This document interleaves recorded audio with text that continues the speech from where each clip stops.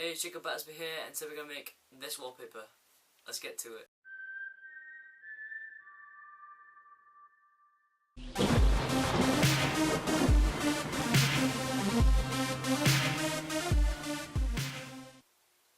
So, you want to jump into After Effects and make a 1920 by 1080p composition. Let's name this wallpaper and let's go. Now let's make a background colour, let's make it BG, make it comp size. Now go into Effects and search Colour and go down to 4 Colour Gradient. Now in 4 Colour Gradient go to 0.1 and change this to -88 and 972. Just let's do this, I'm a bit slow. -88 and 972. If you don't have After Effects, please search on YouTube, you will find a way of getting it for free. My video got took down. So 2030, sorry. And then let's go -34. I'm recording the audio afterwards as requested by a fellow YouTuber, so yeah. -752 and then 1150. Now this is just setting the points for the colours and then we'll change the colours later. So 1080 there and 532. Obviously you can get the numbers, I will probably put them in the description. Okay, so the first colour is going to be bluish grey. If you want, you can minimise both these videos and then kind of use the pen tool to try and get the right one. Then sort of a light purple, so jump into purple and then go for quite a light version. Then colour 3 is going to be white, just nice plain white. And then colour 4 will be a whitish yellow, which will be at the top. Okay, I think that's it. Here it is. So now we're going to go a new solid, call this particles. A shortcut would be Ctrl+Y for that. And then go into the effects and presets and search CC Particle World. Then double click this and go into grids and guides and turn everything off. Look, because when you render it out it'll have all the guides on, which is stupid. Then open it up again, close grids and guides and go to birth rate, change this to 1, and then we're going to change the longevity to 2.6.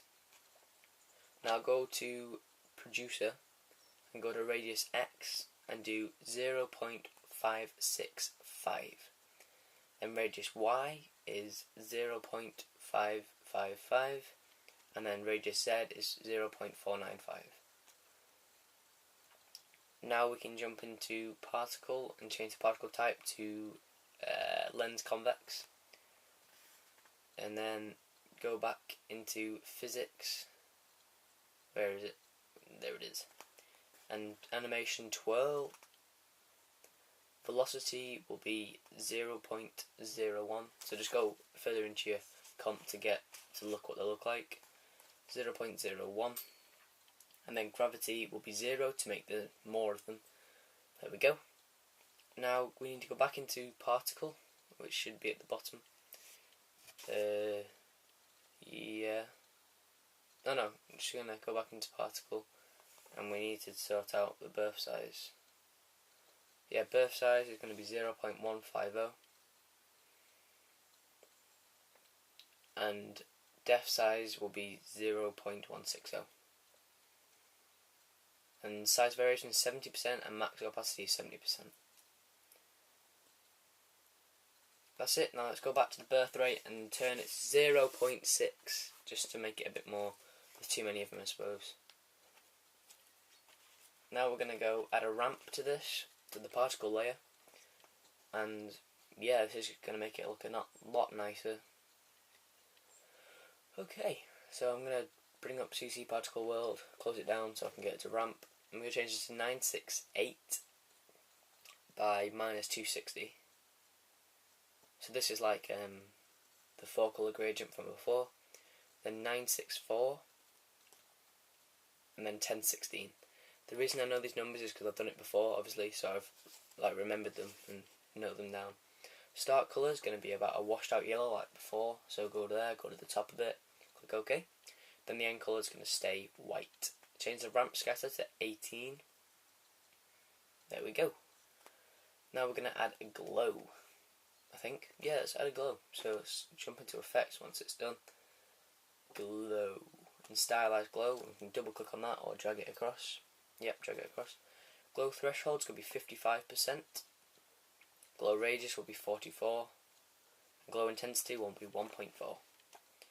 Now let's do Control Alt Y for a new adjustment layer, and we're going to press Enter and call it DOF for depth of field. And then we're going to go into Effects in a second. Effect, Blur and Sharpen, Camera Lens Blur. So the blur radius will be 10, and then we're going to go into the Ellipse tool, which will be where the rectangle is. Yeah, the top where the rectangle is. Obviously, as you can see, it's very hard to render this out. So yeah. Ellipse tool. Then we're going to double click the ellipse tool with the DOF selected, and then we're going to invert the mask in a second. Yep, invert it, and then go into the mask and bring the feather up to 270. And then once that's all rendered out, because it will take a long time, yeah, do 270 actually, and then repeat the edge pixels on the camera lens blur effect, which is in the effects controls. Okay, so that is it for that. Now we're going to create, once that's all rendered out, we are going to turn DR off, because it is going to really annoy me. In a second I will make it, click the eye to obviously not make it seeable, like that. There we go. Now we're going to go to a new shape layer by right clicking in that bit, new, and then shape layer. Then we're going to get the ellipse tool up, go to the center, drag, control, shift, make a perfect circle. There you go. And make it a good size, and then we're going to actually add a ramp to this effect, and to this layer, so go to effect and type ramp. And then, yeah. Oh yeah, sorry about that, I had to pause it, the recording. Yeah, we just dragged a ramp in, that's all we did. So then the start of the ramp is 118, or 138, I didn't mean to do that, and 368. Then the end of ramp will be 738 and 722. So sorry about that before, I paused the recording because someone called me, so I had to stop. So the start colour is going to be a reddish purple, so bring this up to the, I might go a bit redder because I like it that way. Yeah, a bit higher up in the reds bit. There we go, click OK.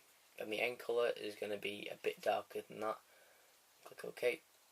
And then we're going to make, you got to make quite a big difference, otherwise you won't be able to see anything. And the ramp scatter up to 145. There we go, that looks kind of nice at the moment. So we're going to bring that down, and we're going to add text. And my favourite text in the characters bit is impact, regular, and yeah, kind of go like that. And then we're going to try and kind of centre it, so go into a line and do vertical and horizontal centre. And then we just go press S for the JB.